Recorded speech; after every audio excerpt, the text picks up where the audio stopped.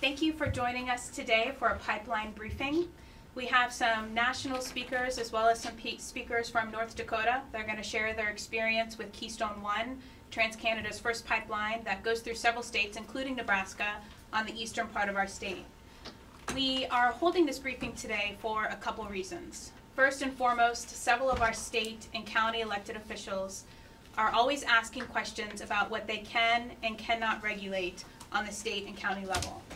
We know that TransCanada has spoken directly with our elected officials at the state and county level, and so we wanted to make sure that they had another resource to go to answer questions.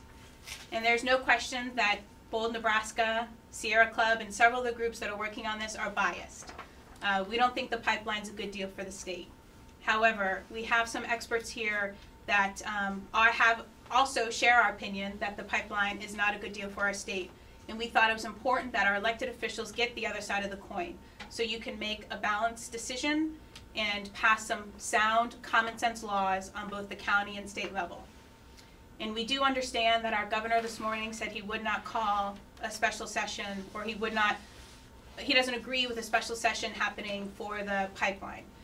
And we think that that's a mistake. And we hope that he reconsiders, and we hope any of the state senators who are watching do sign on to Senator Harr's request for a special session, because Secretary Clinton is set to make her decision on the TransCanada Keystone XL pipeline by December of this year. We currently have no state regulations in place to regulate and site oil pipelines.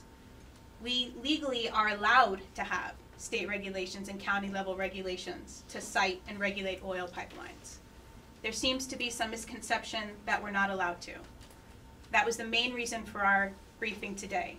And so I am going to call up Anthony Swift from the NRDC, who has experience not only with pipelines but also testifying in front of Congress.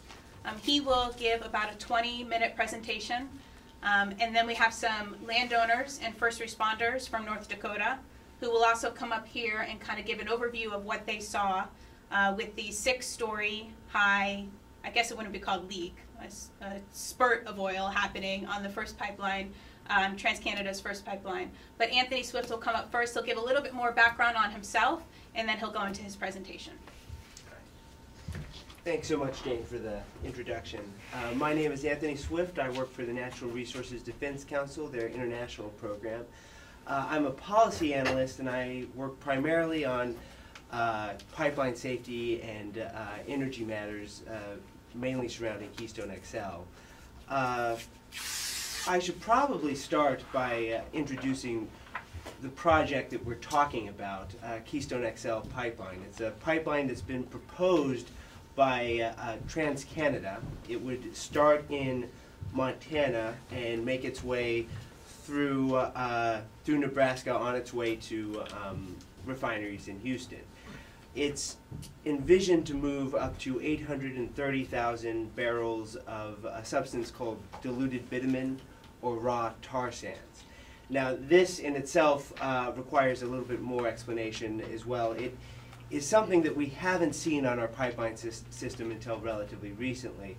It is unlike conventional crude in many properties. It is a combination of basically it's a tarry substance that's mined out of Alberta's tar sands region, a substance called bitumen. The stuff is almost solid at room temperature and can only be moved in a pipeline if it's mixed with volatile natural gas liquids. So the combination becomes this thick substance that can be moved in pipelines at high pressures. The problem with this is that it's far thicker than conventional crude.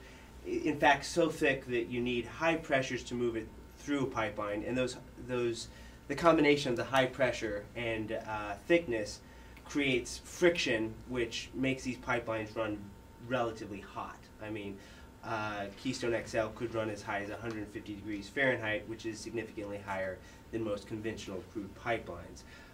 Tar sands crude, if it's unprocessed, contains significantly higher quantities of very hard sediments.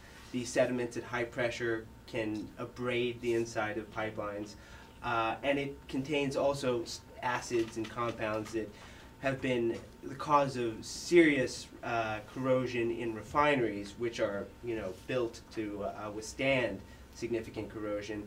And the simple fact of the matter is the safety of this stuff in our pipeline system has not been evaluated by our pipeline safety regulators.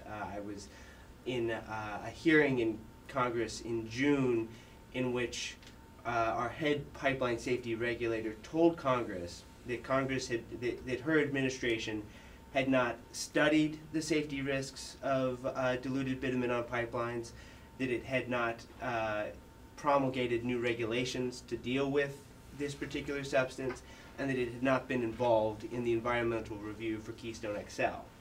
So these are just things to keep in mind as this project is considered through Nebraska. While states cannot directly regulate the safety of pipelines, as that's being done in the federal side of things, there are many things that they can do. But let me mention a few more things before I go into those details.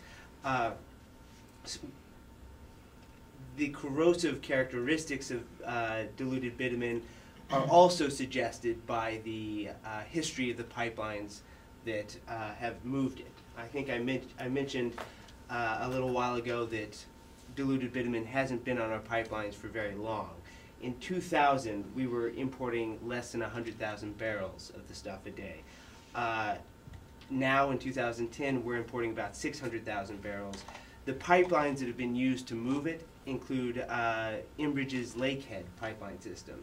Now, you may have heard that pipeline system had a significant spill in Kalamazoo, Michigan last year. And that spill shows the other side of this substance, which is it's much more difficult to deal with in a spill. In Kalamazoo, about 1 million gallons of diluted bitumen was released into the Kalamazoo River watershed. EPA recognized that that was a very large spill, but they expected to have it cleaned up within 2 months, as most spills of that size had been done, and they actually gave Enbridge a deadline of 2 months to have the spill cleaned up. It's been a year now, and 2 weeks ago EPA had a press conference in which they said not only has the oil not been cleaned up yet, but they expect to find heavy oil in the river for years to come. So what happens when this substance is released, you have the very light part of, the light gases in diluted bitumen basically gas off and create a, increased explosion risk and a hazard to health of the people nearby. And the remaining heavy hydrocarbons that are left behind can sink into water columns and tend to be very, when they adhere to sediments or when they touch soil, they tend to adhere to it in a way that's very difficult to remove. So why I bring this up is this particular substance raises new issues when it comes to spills on pipelines, but it also raises issues when it comes to spill response. And these are all issues that Nebraskans need to be aware of when they exercise their rights when it comes to the routing and siting of this pipeline.